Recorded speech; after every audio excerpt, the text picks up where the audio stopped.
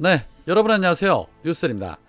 2020년 새해가 밝고 첫 업무가 시작되는 오늘 한국거래소도 개장식을 열었습니다. 이 자리에 민주당 이재명 후보와 국힘당의 윤석열도 나란히 참석을 했는데요. 이재명 후보는 축사에서 저평가된 우량주, 가치주를 사놓으면 언젠가는 제자리에 갈 것이라며 이렇게 시장을 믿고 투자를 하시라. 코스피 3000 시대를 이미 도달을 했지만 4000 시대를 넘어 5000포인트 시대를 향해 가는 원대한 대장정이 현실화되기를 기대한다라고 덕담을 건넸습니다.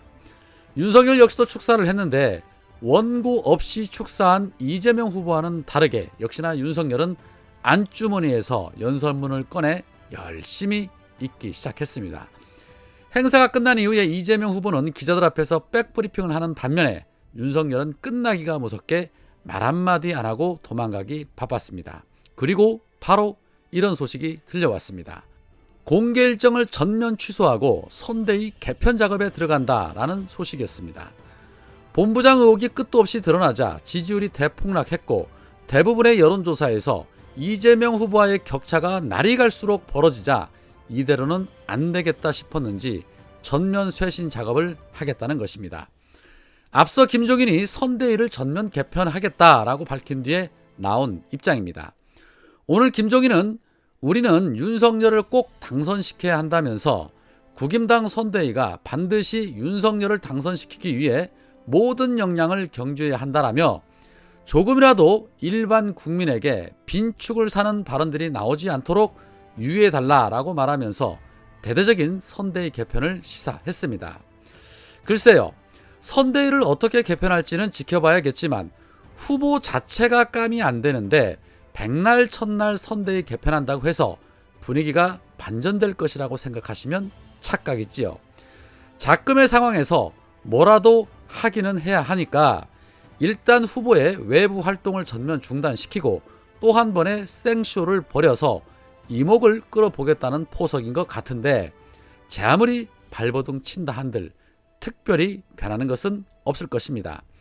한동안 정의로운 검사 흉내 내면서 국민들 눈속임했던 그 추악함이 다 드러나면서 윤석열이 어떤 사람이라는 걸 국민들이 다 알아버렸고 자신의 지위를 이용해 본부장들이 어떻게 해왔다는 것을 다 알아버렸는데 아무리 몸부림친다 한들 지지율은 더 하락할 것입니다. 지지율이 하락할 이유는 앞으로도 차고도 넘치는데 그 중에 하나가 바로 윤석열 아내 김건희죠. 어제 민주당은 김건희의 고려대 미디어대학원 최고위 과정에서도 허위 이력을 기재했을 가능성이 있다는 의혹을 제기를 했습니다. H컬처 테크놀로지의 감사로 등재되어 있는 사람이 부사장이라는 직함을 썼다는 것이 그 이유입니다. 민주당의 이 같은 의혹 제기에 국힘당의 최지연 부대변인이 반박문을 냈습니다. 최지연은 이렇게 말을 합니다. 김건희 씨는 H컬처 테크놀로지 설립과 운영 과정에 전반적으로 관여를 했고 부사장으로 근무한 기간도 한참 된다. 등기상으로는 이사와 대표이사밖에 등재되지 않아서 부사장 직함으로 얼마나 일했는지 세부적인 기록이 없지만 부사장 직함을 가지고 일하는 것은 사실이다 라고 입을 털었습니다. 제가 앞선 방송에서 어떤 해명이 나올까 참 궁금하다라고 말씀을 드렸는데 역시나 기대를 저버리지 않습니다. 상법 제411조에 따르면 감사는 회사 및 자회사의 이사 또는 지배인, 기타 사용인의 직무를 겸하지 못한다라고 명시가 되어 있습니다. 회사의 감사직을 맡고 있는 사람은 다른 업무를 할 수 없습니다. 그리고 본인 입으로도 등기상 이사와 대표이사밖에 등재가 되지 않아서 부사장 직함으로 얼마나 일했는지 알 수 없다라고 말을 하면서 세부 기록은 없지만 부사장은 맞다라는 소리는 이 대체 무슨 말입니까? 말도 안 되는 억지 논리 만드느라 참 애쓰고 있습니다. 본인도 그렇게 말하고 아마 창피하지 않았을까 생각을 해봅니다. 그런 가운데 윤석열 선대위에서 사퇴한 이후에 연일 윤석열 지지자들로부터 공격을 받고 있는 이준석이 오늘 비공개 최고위에서 윤핵관으로 불리는 권성동과 정면 충돌했다는 소식입니다. 이준석이 최근에 자신의 개인정보가 온라인상에 유출된 것과 관련해서 권성동에게 당 차원의 진상조사를 지시한 것이 발단이 됐다는 겁니다. 이준석은 윤석열 대선 후보의 지지자들이 모인 윤사모 커뮤니티 등에서 내 휴대전화 번호가 공개돼 문자 폭탄을 받고 있다라는 취지로 말했고, 또한 일부 보수 유튜버들이 자신의 부모 재산 내역을 입수한 정황도 언급을 하면서 범죄자를 색출해야 한다라고 주장한 것으로 전해졌습니다. 이준석의 이 같은 발언은 과거 국회의원 공천 심사 때 당에 제출한 대외비 자료가 당 사무처에서 흘러나간 것으로 의심하고 실무를 총괄하고 있는 권성동 사무총장을 정조준한 것입니다. 그러자 권성동은 처음 듣는 얘기다. 윤사무라고 하면 당 외곽 조직 같은데 사무총장이 그런 것까지 알기는 어렵지 않냐?